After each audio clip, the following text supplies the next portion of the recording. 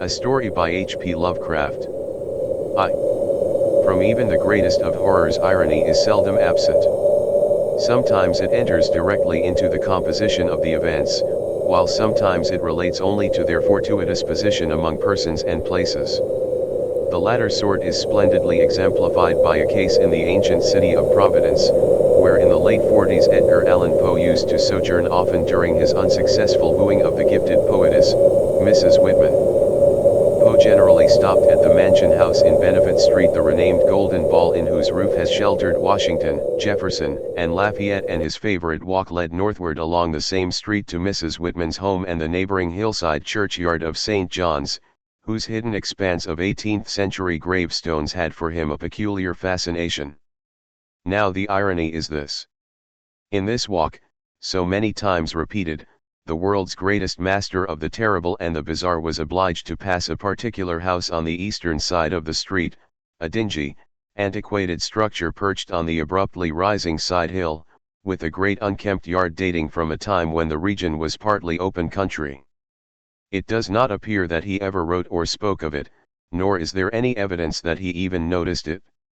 And yet that house, to the two persons in possession of certain information, equals or outranks in horror the wildest fantasy of the genius who so often passed it unknowingly, and stands starkly leering as a symbol of all that is unutterably hideous. The house was, and for that matter still is, of a kind to attract the attention of the curious. Originally a farm or semi-farm building, it followed the average New England colonial lines of the middle 18th century, the prosperous peaked roof sort, with 2 stories and dormerless attic, and with the Georgian doorway and interior paneling dictated by the progress of taste at that time. It faced south, with one gable end buried to the lower windows in the eastward rising hill, and the other exposed to the foundations toward the street. Its construction, over a century and a half ago, had followed the grading and straightening of the road in that especial vicinity, for Benefit Street, at first called Back Street, was laid out as a lane winding amongst the graveyards of the first settlers, and straightened only when the removal of the bodies to the north burial ground made it decently possible to cut through the old family plots. At the start, the western wall had lain some 20 feet up a precipitous lawn from the roadway, but a widening of the street at about the time of the Revolution sheared off most of the intervening space, exposing the foundations so that a brick basement wall had to be made, giving the deep cellar a street frontage with door and 2 windows above ground, close to the new line of public travel. When the sidewalk was laid out a century ago, the last of the intervening space was removed, and Poe in his walks must have seen only a sheer ascent of dull gray brick flush with the sidewalk and surmounted at a height of 10 feet by the antique shingled bulk of the house proper. The farm-like grounds extended back very deeply up the hill, almost to Wheaton Street. The space south of the house, abutting on Benefit Street, was of course greatly above the existing sidewalk level, forming a terrace bounded by a high bank wall of damp, mossy stone pierced by a steep flight of narrow steps which led inward between canyon-like surfaces to the upper region of mangy lawn, roomy brick walls, and neglected gardens whose dismantled cement urns, rusted kettles fallen from tripods of knotty sticks, and similar paraphernalia set off the weather-beaten front door with its broken fanlight, rotting ionic pilasters, and wormy triangular pediment. What I heard in my youth about the shunned house was merely that people died there in alarmingly great numbers. That, I was told, was why the original owners had moved out some 20 years after building the place. It was plainly unhealthy, perhaps because of the dampness and fungus growth in the cellar, the general sickish smell, the drafts of the hallways, or the quality of the well and pump water. These things were bad enough, and these were all that gained belief among the persons whom I knew. Only the notebooks of my antiquarian uncle, Dr. Elihu Whipple, revealed to me at length the darker, vaguer surmises which formed an undercurrent of folklore among old-time servants and humble folk, surmises which never traveled far, and which were largely forgotten when Providence grew to be a metropolis with a shifting modern population. The general fact is, that the house was never regarded by the solid part of the community as in any real sense haunted. There were no widespread tales of rattling chains, cold currents of air, extinguished lights, or faces at the window. Extremists sometimes said the house was unlucky, but that is as far as even they went. What was really beyond dispute is that a frightful proportion of persons died there, or more accurately, had died there, since after some peculiar happenings over 60 years ago the building had become deserted through the sheer impossibility of renting it. These persons were not all cut off suddenly by any one cause, rather did it seem that their vitality was insidiously sapped, so that each one died the sooner from whatever tendency to weakness he may have naturally had. And those who did not die displayed in varying degree a type of anemia or consumption, and sometimes a decline of the mental faculties, which spoke ill for the salubriousness of the building. Neighboring houses, it must be added, seemed entirely free from the noxious quality. This much I knew before my insistent questioning led my uncle to shew me the notes which finally embarked us both on our hideous investigation. In my childhood the shunned house was vacant, with barren, gnarled, and terrible old trees, long, queerly pale grass, and nightmarishly misshapen weeds in the high terraced yard where birds never lingered. We boys used to overrun the place, and I can still recall my youthful terror not only at the morbid strangeness of this sinister vegetation, but at the eldritch atmosphere and odor of the dilapidated house, whose unlocked front door was often entered in quest of shutters. The small paned windows were largely broken, and a nameless air of desolation hung round the precarious paneling, shaky interior shutters, peeling wallpaper, falling plaster, rickety staircases, and such fragments of battered furniture as still remained. The dust and cobwebs added their touch of the fearful, and brave indeed was the boy who would voluntarily ascend the ladder to the attic, a vast raftered length lighted only by small blinking windows in the gable ends, and filled with a massed wreckage of chests, chairs, and spinning wheels which infinite years of deposit had shrouded and festooned into monstrous and hellish shapes. But after all, the attic was not the most terrible part of the house. It was the dank, humid cellar which somehow exerted the strongest repulsion on us, even though it was wholly above ground on the street side, with only a thin door and window-pierced brick wall to separate it from the busy sidewalk.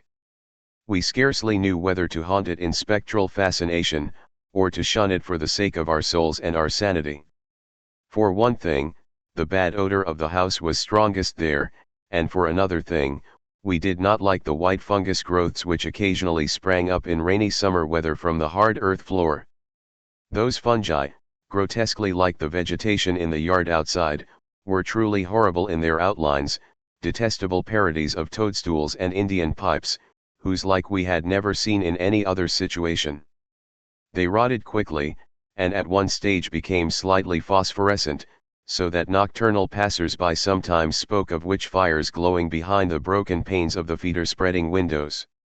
We never even in our wildest Halloween moods visited the cellar by night, but in some of our daytime visits could detect the phosphorescence, especially when the day was dark and wet. There was also a subtler thing we often thought we detected, a very strange thing which was, however, merely suggestive at most. I refer to a sort of cloudy whitish pattern on the dirt floor, a vague, shifting deposit of mold or niter which we sometimes thought we could trace amidst the sparse fungus growths near the huge fireplace of the basement kitchen. Once in a while it struck us that this patch bore an uncanny resemblance to a doubled-up human figure, though generally no such kinship existed, and often there was no whitish deposit whatever. On a certain rainy afternoon when this illusion seemed phenomenally strong, and when, in addition, I had fancied I glimpsed a kind of thin, yellowish, shimmering exhalation rising from the nitrous pattern toward the yawning fireplace, I spoke to my uncle about the matter. He smiled at this odd conceit, but it seemed that his smile was tinged with reminiscence. Later I heard that a similar notion entered into some of the wild ancient tales of the common folk, a notion likewise alluding to ghoulish, wolfish shapes taken by smoke from the great chimney, and queer contours assumed by certain of the sinuous tree roots that thrust their way into the cellar through the loose foundation stones. 2. Not till my adult years did my uncle set before me the notes and data which he had collected concerning the shunned house. Dr. Whipple was a sane, conservative physician of the old school, and for all his interest in the place was not eager to encourage young thoughts toward the abnormal. His own view, postulating simply a building and location of markedly unsanitary qualities, had nothing to do with abnormality, but he realized that the very picturesqueness which aroused his own interest would in a boy's fanciful mind take on all manner of gruesome imaginative associations. The doctor was a bachelor, a white-haired, clean-shaven, old-fashioned gentleman, and a local historian of note, who had often broken a lance with such controversial guardians of tradition as Sidney S. Ryder and Thomas W. Bicknell. He lived with one manservant in a Georgian homestead with knocker and iron-railed steps, balanced eerily on a steep ascent of North Court Street beside the ancient brick court and colony house where his grandfather, a cousin of that celebrated privateersman, Capt.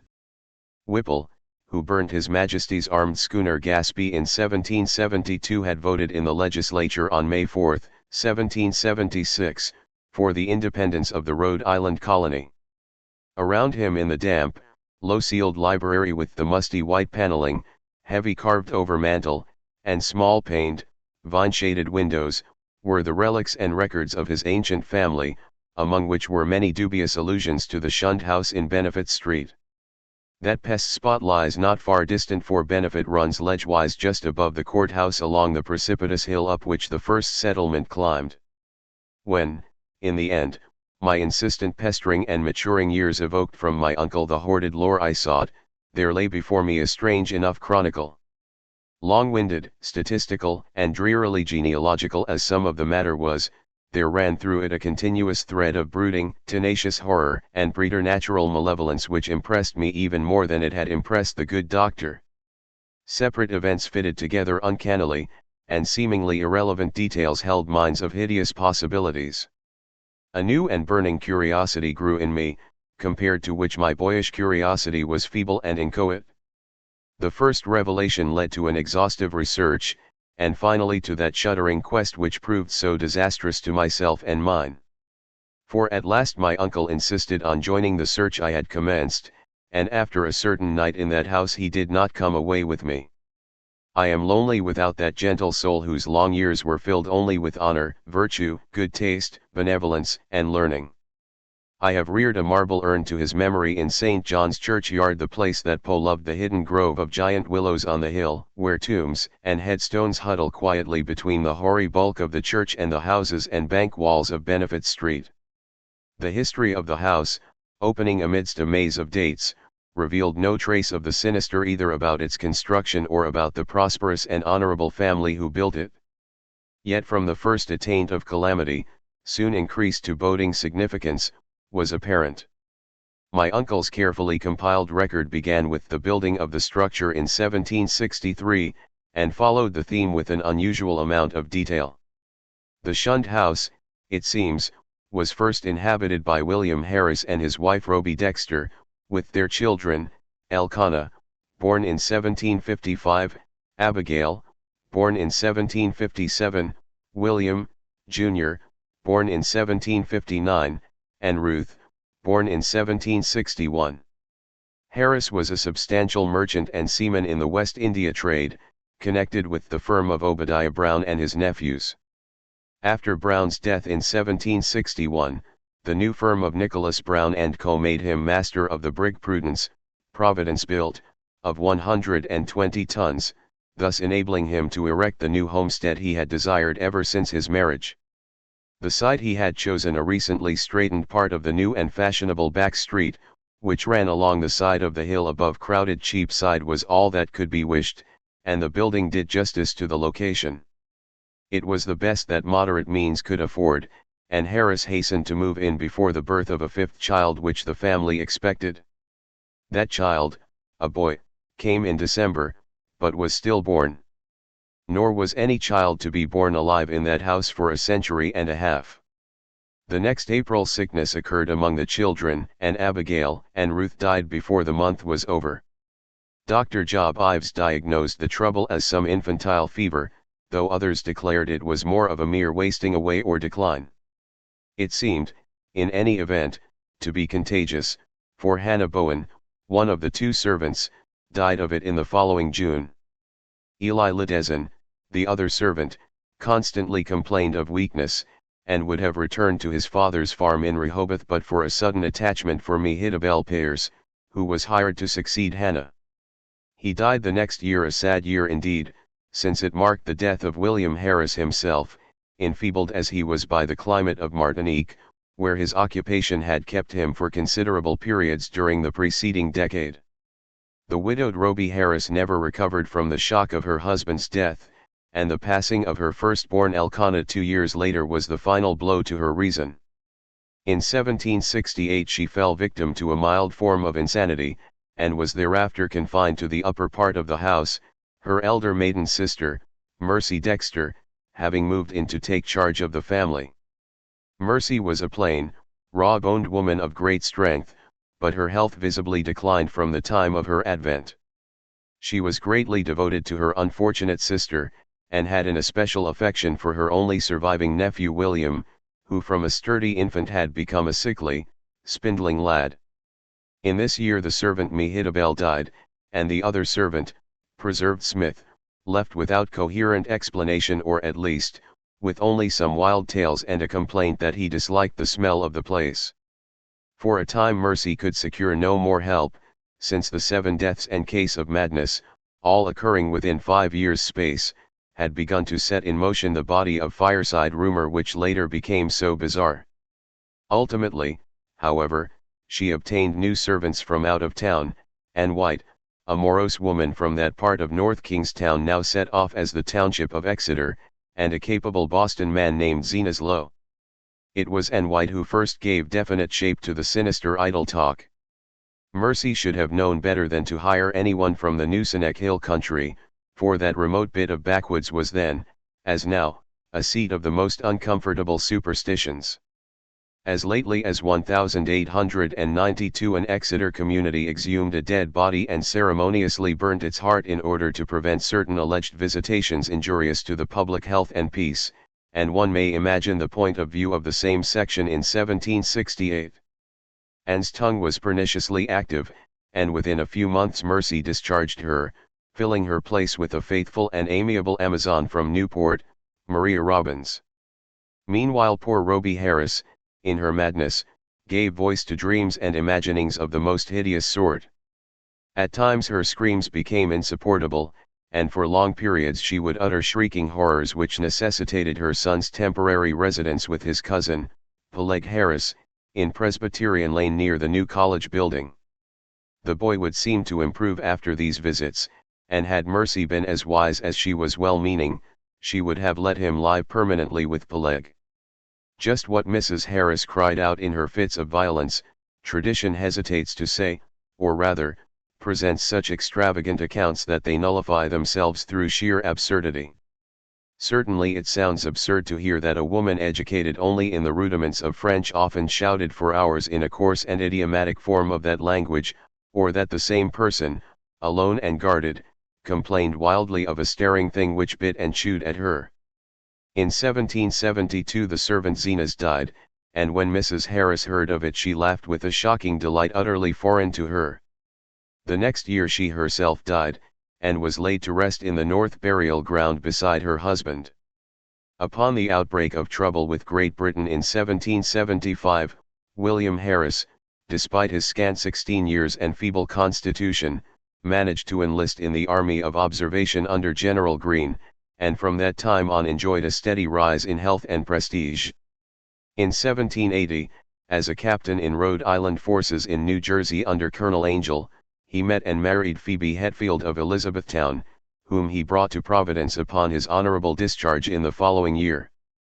The young soldier's return was not a thing of unmitigated happiness. The house, it is true, was still in good condition, and the street had been widened and changed in name from Back Street to Benefit Street. But Mercy Dexter's once robust frame had undergone a sad and curious decay, so that she was now a stooped and pathetic figure with hollow voice and disconcerting pallor, qualities shared to a singular degree by the one remaining servant Maria.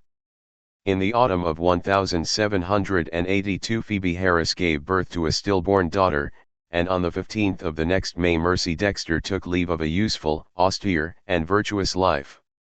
William Harris, at last thoroughly convinced of the radically unhealthful nature of his abode, now took steps toward quitting it and closing it forever. Securing temporary quarters for himself and his wife at the newly opened Golden Ball Inn, he arranged for the building of a new and finer house in Westminster Street, in the growing part of the town across the Great Bridge. There, in 1785, his son Tutti was born, and there the family dwelt till the encroachments of commerce drove them back across the river and over the hill to Angel Street, in the newer East Side residence district, where the late Archer Harris built his sumptuous but hideous French-roofed mansion in 1876. William and Phoebe both succumbed to the yellow fever epidemic of 1797, but Tutti was brought up by his cousin Rathbone Harris, Peleg's son. Rathbone was a practical man, and rented the Benefit Street house despite William's wish to keep it vacant. He considered it an obligation to his ward to make the most of all the boy's property, nor did he concern himself with the deaths and illnesses which caused so many changes of tenants, or the steadily growing aversion with which the house was generally regarded. It is likely that he felt only vexation when, in 1804, the town council ordered him to fumigate the place with sulfur, tar, and gum camphor on account of the much-discussed deaths of 4 persons, presumably caused by the then diminishing fever epidemic. They said the place had a febrile smell. Tutti himself thought little of the house, for he grew up to be a privateersman, and served with distinction on the Vigilant under Capt. Cahoon in the War of 1812. He returned unharmed, married in 1814, and became a father on that memorable night of September 23, 1815, when a great gale drove the waters of the bay over half the town, and floated a tall sloop well up Westminster Street so that its masts almost tapped the Harris windows in symbolic affirmation that the new boy, Welcome, was a seaman's son. Welcome did not survive his father, but lived to perish gloriously at Fredericksburg in 1862. Neither he nor his son Archer knew of the shunned house as other than a nuisance almost impossible to rent, perhaps on account of the mustiness and sickly odor of unkempt old age. Indeed, it never was rented after a series of deaths culminating in 1861, which the excitement of the war tended to throw into obscurity. Carrington Harris, last of the male line, knew it only as a deserted and somewhat picturesque center of legend until I told him my experience. He had meant to tear it down and build an apartment house on the site, but after my account decided to let it stand, install plumbing, and rent it. Nor has he yet had any difficulty in obtaining tenants. The horror has gone. 3. It may well be imagined how powerfully I was affected by the annals of the Harrises. In this continuous record there seemed to me to brood a persistent evil beyond anything in nature as I had known it, an evil clearly connected with the house and not with the family. This impression was confirmed by my uncle's less systematic array of miscellaneous data, legends transcribed from servant gossip, cuttings from the papers, copies of death certificates by fellow physicians, and the like.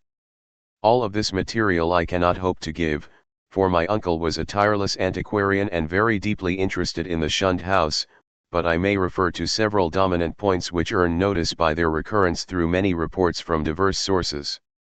For example, the servant gossip was practically unanimous in attributing to the fungus and malodorous cellar of the house of vast supremacy in evil influence. There had been servants, and white especially, who would not use the cellar kitchen, and at least 3 well-defined legends bore upon the queer quasi-human or diabolic outlines assumed by tree roots and patches of mold in that region. These latter narratives interested me profoundly, on account of what I had seen in my boyhood, but I felt that most of the significance had in each case been largely obscured by additions from the common stock of local ghost lore. Anne White, with her Exeter superstition, had promulgated the most extravagant and at the same time most consistent tale, alleging that there must lie buried beneath the house one of those vampires, the dead, who retain their bodily form and live on the blood or breath of the living, whose hideous legions send their preying shapes or spirits abroad by night.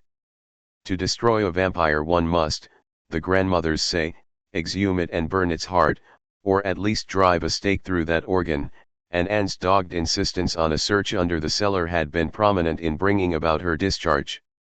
Her tales, however, commanded a wide audience, and were the more readily accepted because the house indeed stood on land once used for burial purposes.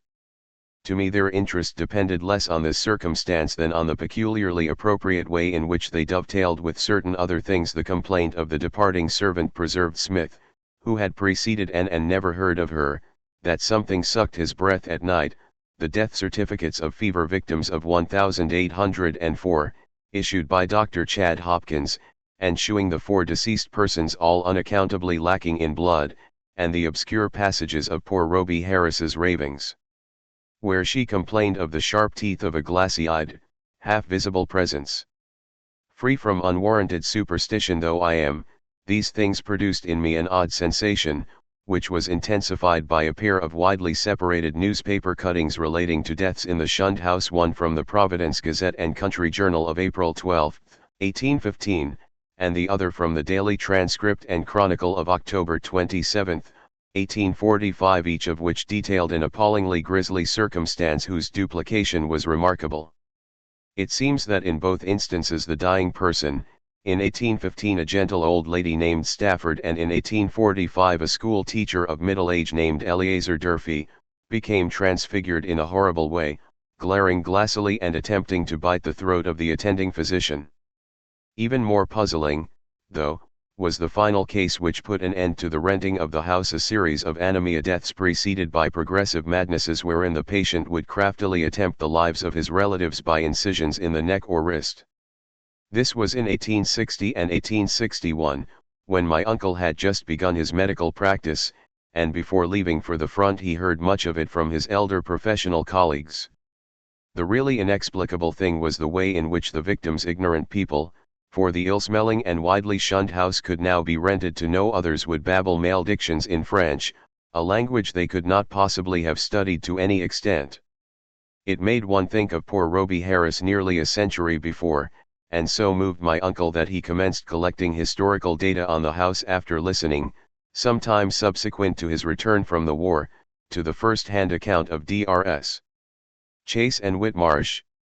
Indeed, I could see that my uncle had thought deeply on the subject, and that he was glad of my own interest, an open-minded and sympathetic interest which enabled him to discuss with me matters at which others would merely have laughed. His fancy had not gone so far as mine, but he felt that the place was rare in its imaginative potentialities, and worthy of note as an inspiration in the field of the grotesque and macabre. For my part, I was disposed to take the whole subject with profound seriousness, and began at once not only to review the evidence, but to accumulate as much more as I could. I talked with the elderly Archer Harris, then owner of the house, many times before his death in 1916, and obtained from him and his still surviving maiden sister Alice an authentic corroboration of all the family data my uncle had collected. When, however, I asked them what connection with France or its language the house could have, they confessed themselves as frankly baffled and ignorant as I. Archer knew nothing, and all that Miss Harris could say was that an old allusion her grandfather, Dutty Harris, had heard of might have shed a little light. The old seaman, who had survived his son Welcome's death in battle by 2 years, had not himself known the legend, but recalled that his earliest nurse, the ancient Maria Robbins, seemed darkly aware of something that might have lent a weird significance to the French ravings of Roby Harris, which she had so often heard during the last days of that hapless woman. Maria had been at the shunned house from 1769 till the removal of the family in 1783, and had seen Mercy Dexter die. Once she hinted to the child Dutty of a somewhat peculiar circumstance in Mercy's last moments, but he had soon forgotten all about it save that it was something peculiar. The granddaughter, moreover, recalled even this much with difficulty. She and her brother were not so much interested in the house as was Archer's son Carrington, the present owner, with whom I talked after my experience. Having exhausted the Harris family of all the information it could furnish, I turned my attention to early town records and deeds with a zeal more penetrating than that which my uncle had occasionally shown in the same work. What I wished was a comprehensive history of the site from its very settlement in 1636 or even before, if any Narragansett Indian legend could be unearthed to supply the data. I found, at the start, that the land had been part of the long strip of home lot granted originally to John Throckmorton, one of many similar strips beginning at the town street beside the river and extending up over the hill to a line roughly corresponding with the modern Hope Street. The Throckmorton lot had later, of course, been much subdivided, and I became very assiduous in tracing that section through which Back or Benefit Street was later run. It had, a rumor indeed said, been the Throckmorton graveyard, but as I examined the records more carefully, I found that the graves had all been transferred at an early date to the North Burial Ground on the Pawtucket West Road. Then suddenly I came by a rare piece of chance, since it was not in the main body of records and might easily have been missed upon something which aroused my keenest eagerness, fitting in as it did with several of the queerest phases of the affair. It was the record of a lease, in 1697, of a small tract of ground to an Etienne Roulette and wife. At last the French element had appeared that, and another deeper element of horror which the name conjured up from the darkest recesses of my weird and heterogeneous reading, and I feverishly studied the platting of the locality as it had been before the cutting through and partial straightening of Back Street between 1747 and 1758. I found what I had half expected, that where the shunned house now stood the Roulettes had laid out their graveyard behind a one-story and attic cottage, and that no record of any transfer of graves existed. The document, indeed, ended in much confusion, and I was forced to ransack both the Rhode Island Historical Society and Shepley Library before I could find a local door which the name Etienne Roulette would unlock. In the end I did find something of such vague but monstrous import that I set about at once to examine the cellar of the shunned house itself with a new and excited minuteness. The Roulettes, it seemed, had come in 1696 from East Greenwich, down the west shore of Narragansett Bay. They were Huguenots from Cod, and had encountered much opposition before the Providence selectmen allowed them to settle in the town. Unpopularity had dogged them in East Greenwich, whither they had come in 1686, after the revocation of the Edict of Nantes, and rumor said that the cause of dislike extended beyond mere racial and national prejudice, or the land disputes which involved other French settlers with the English in rivalries which not even Governor Andros could quell. But their ardent Protestantism, too ardent, some whispered, and their evident distress when virtually driven from the village down the bay, had moved the sympathy of the town fathers. Here the strangers had been granted a haven, and the swarthy Etienne Roulette, less apt at agriculture than at reading queer books and drawing queer diagrams, was given a clerical post in the warehouse at Pardon Tillinghast's Wharf, far south in Town Street. There had, however, been a riot of some sort later on, perhaps 40 years later, after old Roulette's death, and no one seemed to hear of the family after that. For a century and more, it appeared, the Roulettes had been well remembered and frequently discussed as vivid incidents in the quiet life of a New England seaport. Etienne's son Paul, a surly fellow whose erratic conduct had probably provoked the riot which wiped out the family, was particularly a source of speculation, and though Providence never shared the witchcraft panics of her Puritan neighbors, it was freely intimated by old wives that his prayers were neither uttered at the proper time nor directed toward the proper object. All this had undoubtedly formed the basis of the legend known by old Maria Robbins. What relation it had to the French ravings of Roby Harris and other inhabitants of the shunned house, imagination or future discovery alone could determine. I wondered how many of those who had known the legends realized that additional link with the terrible which my wide reading had given me, that ominous item in the annals of morbid horror which tells of the creature Jacques Roulette, of Cod, who in 1598 was condemned to death as a demoniac but afterward saved from the stake by the Paris Parliament and shut in a madhouse. He had been found covered with blood and shreds of flesh in a wood, shortly after the killing and rending of a boy by a pair of wolves. One wolf was seen to lope away unhurt. Surely a pretty hearthside tale, with a queer significance as to name and place, but I decided that the Providence gossips could not have generally known of it.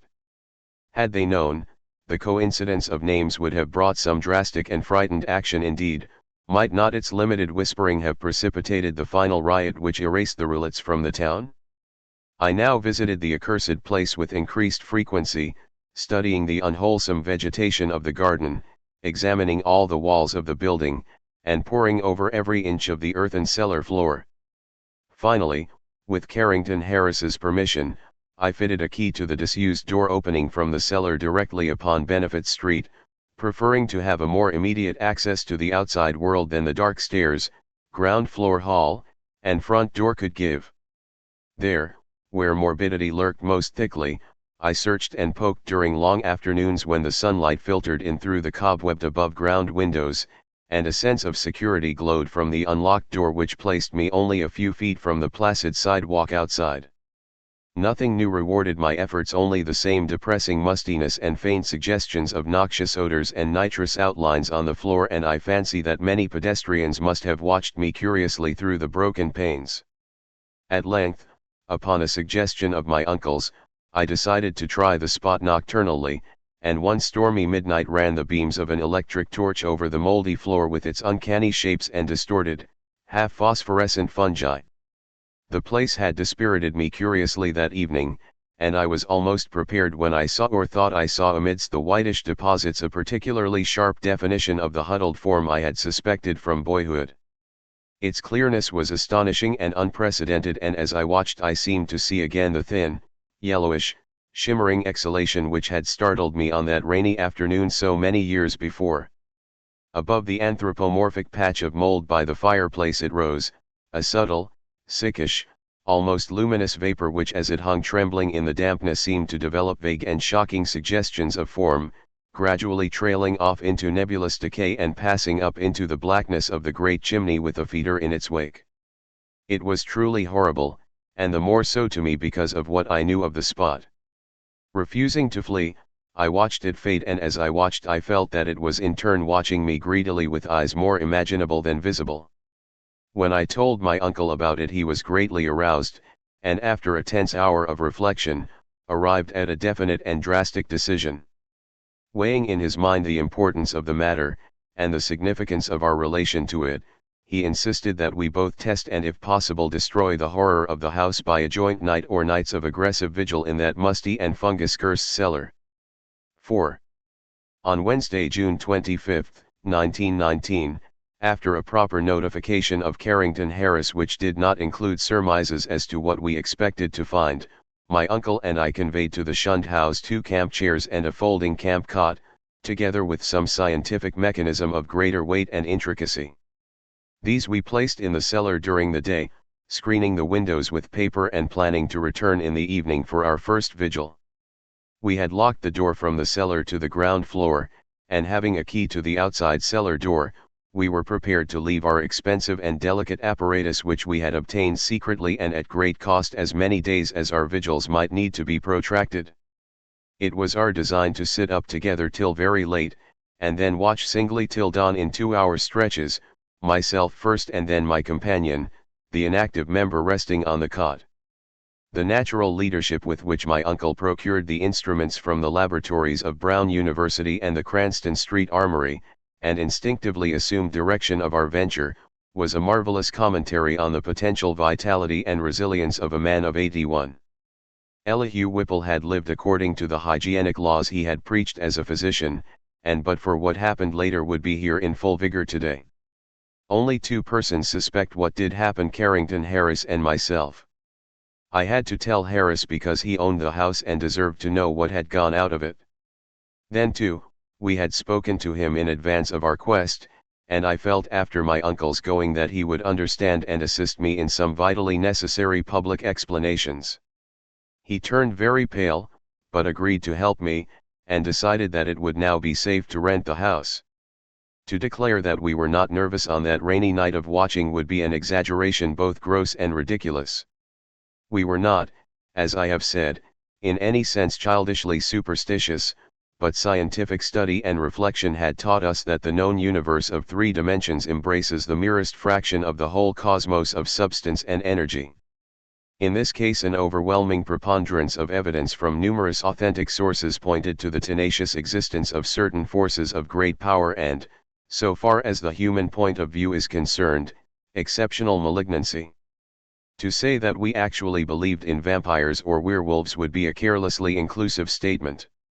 Rather must it be said that we were not prepared to deny the possibility of certain unfamiliar and unclassified modifications of vital force and attenuated matter, existing very infrequently in three-dimensional space because of its more intimate connection with other spatial units, yet close enough to the boundary of our own to furnish us occasional manifestations which we, for lack of a proper vantage point, may never hope to understand. In short, it seemed to my uncle and me that an incontrovertible array of facts pointed to some lingering influence in the shunned house, traceable to one or another of the ill-favored French settlers of 2 centuries before, and still operative through rare and unknown laws of atomic and electronic motion. That the family of Roulette had possessed an abnormal affinity for outer circles of entity dark spheres which for normal folk hold only repulsion and terror their recorded history seemed to prove. Had not, then, the riots of those bygone 1730s set moving certain kinetic patterns in the morbid brain of one or more of them, notably the sinister Paul Roulette, which obscurely survived the bodies murdered and buried by the mob, and continued to function in some multiple dimension space along the original lines of force determined by a frantic hatred of the encroaching community. Such a thing was surely not a physical or biochemical impossibility in the light of a newer science which includes the theories of relativity and intra-atomic action. One might easily imagine an alien nucleus of substance or energy, formless or otherwise, kept alive by imperceptible or immaterial subtractions from the life force or bodily tissues and fluids of other and more palpably living things into which it penetrates and with whose fabric it sometimes completely merges itself. It might be actively hostile, or it might be dictated merely by blind motives of self-preservation. In any case, such a monster must of necessity be in our scheme of things an anomaly and an intruder, whose extirpation forms a primary duty with every man, not an enemy to the world's life, health, and sanity. What baffled us was our utter ignorance of the aspect in which we might encounter the thing. No sane person had even seen it, and few had ever felt it definitely. It might be pure energy, a form ethereal and outside the realm of substance, or it might be partly material, some unknown and equivocal mass of plasticity, capable of changing at will to nebulous approximations of the solid, liquid, gaseous, or tenuously unparticled states. The anthropomorphic patch of mold on the floor, the form of the yellowish vapor, and the curvature of the tree roots in some of the old tales, all argued at least a remote and reminiscent connection with the human shape, but how representative or permanent that similarity might be, none could say with any kind of certainty. We had devised 2 weapons to fight it, a large and specially fitted Crookes tube operated by powerful storage batteries and provided with peculiar screens and reflectors, in case it proved intangible and opposable only by vigorously destructive ether radiations, and a pair of military flamethrowers of the sort used in the World War, in case it proved partly material and susceptible of mechanical destruction, for like the superstitious Exeter rustics, we were prepared to burn the thing's heart out if heart existed to burn. All this aggressive mechanism we set in the cellar in positions carefully arranged with reference to the cot and chairs, and to the spot before the fireplace where the mold had taken strange shapes. That suggestive patch, by the way, was only faintly visible when we placed our furniture and instruments, and when we returned that evening for the actual vigil. For a moment I half doubted that I had ever seen it in the more definitely limbed form, but then I thought of the legends. Our cellar vigil began at 10 p.m., daylight saving time, and as it continued we found no promise of pertinent developments. A weak, filtered glow from the rain-harassed street lamps outside, and a feeble phosphorescence from the detestable fungi within, shewed the dripping stone of the walls, from which all traces of whitewash had vanished, the dank, fetid, and mildew-tainted hard earth floor with its obscene fungi, the rotting remains of what had been stools, chairs, and tables, and other more shapeless furniture, the heavy planks and massive beams of the ground floor overhead, the decrepit plank door leading to bins and chambers beneath other parts of the house, the crumbling stone staircase with ruined wooden handrail, and the crude and cavernous fireplace of blackened brick where rusted iron fragments revealed the past presence of hooks, andirons, spit, crane, and a door to the Dutch oven. These things, and our austere cot and camp chairs, and the heavy and intricate destructive machinery we had brought. We had, as in my own former explorations, left the door to the street unlocked, so that a direct and practical path of escape might lie open in case of manifestations beyond our power to deal with. It was our idea that our continued nocturnal presence would call forth whatever malign entity lurked there, and that being prepared, we could dispose of the thing with one or the other of our provided means as soon as we had recognized and observed it sufficiently. How long it might require to evoke and extinguish the thing, we had no notion. It occurred to us, too, that our venture was far from safe, for in what strength the thing might appear no one could tell. But we deemed the game worth the hazard, and embarked on it alone and unhesitatingly, conscious that the seeking of outside aid would only expose us to ridicule and perhaps defeat our entire purpose. Such was our frame of mind as we talked far into the night, till my uncle's growing drowsiness made me remind him to lie down for his 2-hour sleep. Something like fear chilled me as I sat there in the small hours alone. I say alone, for one who sits by a sleeper is indeed alone, perhaps more alone than he can realize.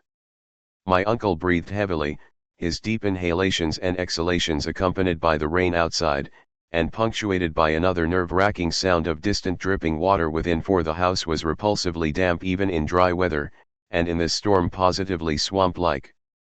I studied the loose, antique masonry of the walls in the fungus light and the feeble rays which stole in from the street through the screened windows, and once, when the noisome atmosphere of the place seemed about to sicken me, I opened the door and looked up and down the street, feasting my eyes on familiar sights and my nostrils on the wholesome air. Still nothing occurred to reward my watching, and I yawned repeatedly, fatigue getting the better of apprehension. Then the stirring of my uncle in his sleep attracted my notice. He had turned restlessly on the cot several times during the latter half of the first hour, but now he was breathing with unusual irregularity, occasionally heaving a sigh which held more than a few of the qualities of a choking moan. I turned my electric flashlight on him and found his face averted, so rising and crossing to the other side of the cot, I again flashed the light to see if he seemed in any pain. What I saw unnerved me most surprisingly, considering its relative triviality. It must have been merely the association of any odd circumstance with the sinister nature of our location and mission, for surely the circumstance was not in itself frightful or unnatural. It was merely that my uncle's facial expression, disturbed no doubt by the strange dreams which our situation prompted, betrayed considerable agitation, and seemed not at all characteristic of him. His habitual expression was one of kindly and well-bred calm, whereas now a variety of emotions seemed struggling within him. I think, on the whole, that it was this variety which chiefly disturbed me. My uncle, as he gasped and tossed in increasing perturbation and with eyes that had now started open, seemed not one but many men, and suggested a curious quality of alienage from himself. All at once he commenced to mutter, and I did not like the look of his mouth and teeth as he spoke. The words were at first indistinguishable, and then with a tremendous start I recognized something about them which filled me with icy fear till I recalled the breadth of my uncle's education and the interminable translations he had made from anthropological and antiquarian articles in the Revue des Deux Mondes. For the venerable Elihu Whipple was muttering in French, and the few phrases I could distinguish seemed connected with the darkest myths he had ever adapted from the famous Paris magazine. Suddenly a perspiration broke out on the sleeper's forehead, and he leaped abruptly up, half awake. The jumble of French changed to a cry in English, and the hoarse voice shouted excitedly, "My breath, my breath!" Then the awakening became complete, and with a subsidence of facial expression to the normal state my uncle seized my hand and began to relate a dream whose nucleus of significance I could only surmise with a kind of awe. He had, he said, floated off from a very ordinary series of dream pictures into a scene whose strangeness was related to nothing he had ever read. It was of this world, and yet not of it, a shadowy geometrical confusion in which could be seen elements of familiar things in most unfamiliar and perturbing combinations. There was a suggestion of queerly disordered pictures superimposed one upon another, an arrangement in which the essentials of time as well as of space seemed dissolved and mixed in the most illogical fashion. In this kaleidoscopic vortex of phantasmal images were occasional snapshots, if one might use the term, of singular clearness but unaccountable heterogeneity. Once my uncle thought he lay in a carelessly dug open pit, with a crowd of angry faces framed by straggling locks and three-cornered hats frowning down on him. Again he seemed to be in the interior of a house, an old house, apparently, but the details and inhabitants were constantly changing, and he could never be certain of the faces or the furniture, or even of the room itself, since doors and windows seemed in just as great a state of flux as the more presumably mobile objects. It was queer, damnably queer, and my uncle spoke almost sheepishly, as if half expecting not to be believed, when he declared that of the strange faces many had unmistakably borne the features of the Harris family. And all the while there was a personal sensation of choking, as if some pervasive presence had spread itself through his body and sought to possess itself of his vital processes. I shuddered at the thought of those vital processes, worn as they were by 81 years of continuous functioning, in conflict with unknown forces of which the youngest and strongest system might well be afraid, but in another moment reflected that dreams are only dreams, and that these uncomfortable visions could be, at most, no more than my uncle's reaction to the investigations and expectations which had lately filled our minds to the exclusion of all else. Conversation, also, soon tended to dispel my sense of strangeness, and in time I yielded to my yawns and took my turn at slumber. My uncle seemed now very wakeful, and welcomed his period of watching, even though the nightmare had aroused him far ahead of his allotted 2 hours. Sleep seized me quickly, and I was at once haunted with dreams of the most disturbing kind. I felt, in my visions, a cosmic and abysmal loneness, with hostility surging from all sides upon some prison where I lay confined. I seemed bound and gagged, and taunted by the echoing yells of distant multitudes who thirst for my blood. My uncle's face came to me with less pleasant associations than in waking hours, and I recall many futile struggles and attempts to scream. It was not a pleasant sleep, and for a second I was not sorry for the echoing shriek which clove through the barriers of dream and flung me to a sharp and startled awakeness in which every actual object before my eyes stood out with more than natural clearness and reality.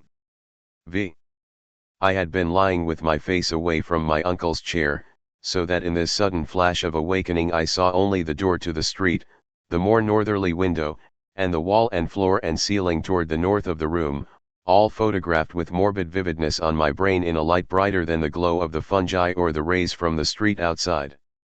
It was not a strong or even a fairly strong light, certainly not nearly strong enough to read an average book by. But it cast a shadow of myself and the cot on the floor, and had a yellowish, penetrating force that hinted at things more potent than luminosity. This I perceived with unhealthy sharpness, despite the fact that 2 of my other senses were violently assailed. For on my ears rang the reverberations of that shocking scream, while my nostrils revolted at the stench which filled the place. My mind, as alert as my senses, recognized the gravely unusual, and almost automatically I leaped up and turned about to grasp the destructive instruments which we had left trained on the moldy spot before the fireplace. As I turned, I dreaded what I was to see, for the scream had been in my uncle's voice, and I knew not against what menace I should have to defend him and myself. Yet after all, the sight was worse than I had dreaded. There are horrors beyond horrors, and this was one of those nuclei of all dreamable hideousness which the cosmos saves to blast an accursed and unhappy few. Out of the fungus-ridden earth steamed up a vaporous corpse-light, yellow and diseased, which bubbled and lapped to a gigantic height in vague outlines half human and half monstrous, through which I could see the chimney and fireplace beyond. It was all eyes, wolfish and mocking, and the rugose insect-like head dissolved at the top to a thin stream of mist which curled putridly about and finally vanished up the chimney. I say that I saw this thing, but it is only in conscious retrospection that I ever definitely traced its damnable approach to form. At the time it was to me only a seething, dimly phosphorescent cloud of fungus loathsomeness, enveloping and dissolving to an abhorrent plasticity the one object to which all my attention was focused.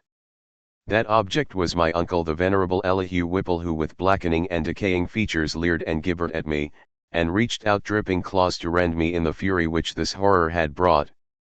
It was a sense of routine which kept me from going mad.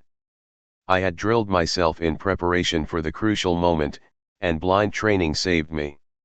Recognizing the bubbling evil as no substance reachable by matter or material chemistry, and therefore ignoring the flamethrower which loomed on my left, I threw on the current of the Crookes tube apparatus, and focused toward that scene of immortal blasphemousness, the strongest ether radiations which man's art can arouse from the spaces and fluids of nature.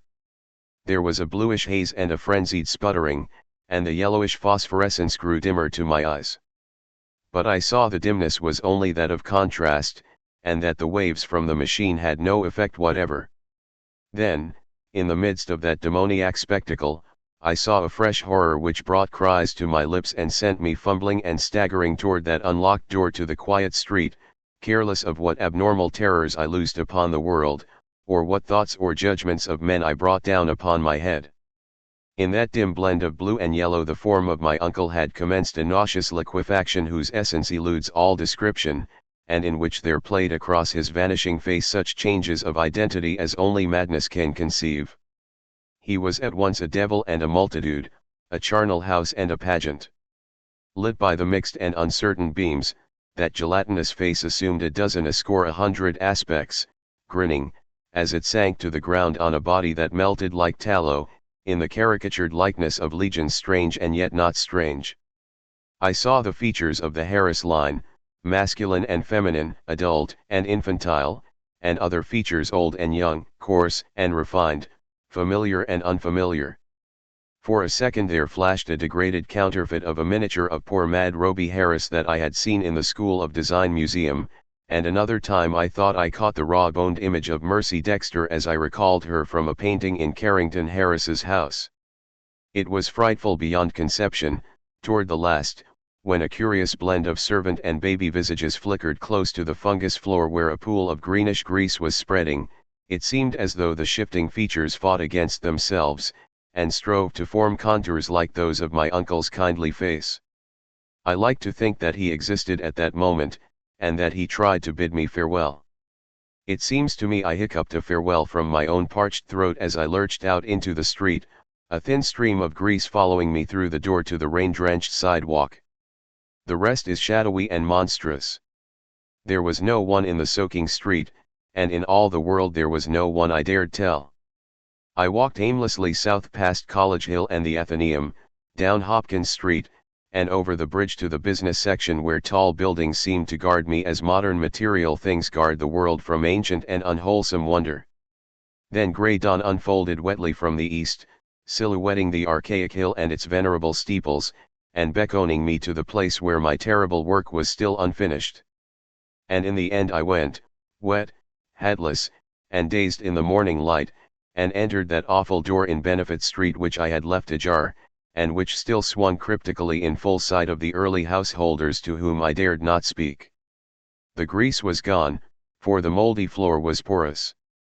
And in front of the fireplace was no vestige of the giant doubled-up form in nitre. I looked at the cot, the chairs, the instruments, my neglected hat, and the yellowed straw hat of my uncle. Dazedness was uppermost, and I could scarcely recall what was dream and what was reality. Then thought trickled back, and I knew that I had witnessed things more horrible than I had dreamed.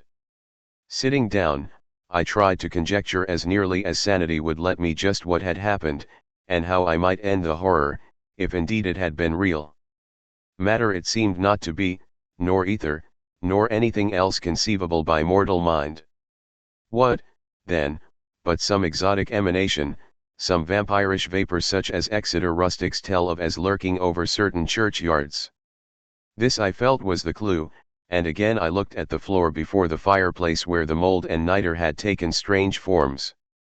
In 10 minutes my mind was made up, and taking my hat I set out for home, where I bathed, ate, and gave by telephone an order for a pickaxe, a spade, a military gas mask, and 6 carboys of sulfuric acid, all to be delivered the next morning at the cellar door of the shunned house in Benefit Street. After that I tried to sleep, and failing, passed the hours in reading and in the composition of inane verses to counteract my mood. At 11 a.m. the next day I commenced digging. It was sunny weather, and I was glad of that. I was still alone, for as much as I feared the unknown horror I sought, there was more fear in the thought of telling anybody. Later I told Harris only through sheer necessity, and because he had heard odd tales from old people which disposed him ever so little toward belief. As I turned up the stinking black earth in front of the fireplace, my spade causing a viscous yellow ichor to ooze from the white fungi which it severed, I trembled at the dubious thoughts of what I might uncover. Some secrets of inner earth are not good for mankind, and this seemed to me one of them. My hand shook perceptibly, but still I delved, after a while standing in the large hole I had made. With the deepening of the hole, which was about 6 feet square, the evil smell increased, and I lost all doubt of my imminent contact with the hellish thing whose emanations had cursed the house for over a century and a half. I wondered what it would look like, what its form and substance would be, and how big it might have waxed through long ages of life-sucking. At length I climbed out of the hole and dispersed the heaped-up dirt, then arranging the great carboys of acid around and near 2 sides, so that when necessary I might empty them all down the aperture in quick succession. After that I dumped earth only along the other 2 sides, working more slowly and donning my gas mask as the smell grew. I was nearly unnerved at my proximity to a nameless thing at the bottom of a pit. Suddenly my spade struck something softer than earth. I shuddered, and made a motion as if to climb out of the hole, which was now as deep as my neck. Then courage returned, and I scraped away more dirt in the light of the electric torch I had provided. The surface I uncovered was fishy and glassy, a kind of semi-putrid congealed jelly with suggestions of translucency. I scraped further, and saw that it had form. There was a rift where a part of the substance was folded over. The exposed area was huge and roughly cylindrical, like a mammoth soft blue-white stovepipe doubled in 2, its largest part some 2 feet in diameter. Still more I scraped, and then abruptly I leaped out of the hole and away from the filthy thing, frantically unstopping and tilting the heavy carboys, and precipitating their corrosive contents one after another down that charnel gulf and upon the unthinkable abnormality whose titan elbow I had seen. The blinding maelstrom of greenish-yellow vapor which surged tempestuously up from that hole as the floods of acid descended, will never leave my memory. All along the hill people tell of the yellow day, when virulent and horrible fumes arose from the factory waste dumped in the Providence River, but I know how mistaken they are as to the source. They tell, too, of the hideous roar which at the same time came from some disordered water pipe or gas main underground, but again I could correct them if I dared. It was unspeakably shocking, and I do not see how I lived through it. I did faint after emptying the 4th carboy, which I had to handle after the fumes had begun to penetrate my mask, but when I recovered I saw that the hole was emitting no fresh vapors. The 2 remaining carboys I emptied down without particular result, and after a time I felt it safe to shovel the earth back into the pit. It was twilight before I was done, but fear had gone out of the place. The dampness was less fetid, and all the strange fungi had withered to a kind of harmless grayish powder which blew ash-like along the floor. One of earth's nethermost terrors had perished forever, and if there be a hell, it had received at last the daemon soul of an unhallowed thing. And as I patted down the last spadeful of mold, I shed the first of the many tears with which I have paid unaffected tribute to my beloved uncle's memory. The next spring no more pale grass and strange weeds came up in the shunned house's terraced garden, and shortly afterward Carrington Harris rented the place. It is still spectral, but its strangeness fascinates me, and I shall find mixed with my relief a queer regret when it is torn down to make way for a tawdry shop or vulgar apartment building. The barren old trees in the yard have begun to bear small, sweet apples, and last year the birds nested in their gnarled boughs.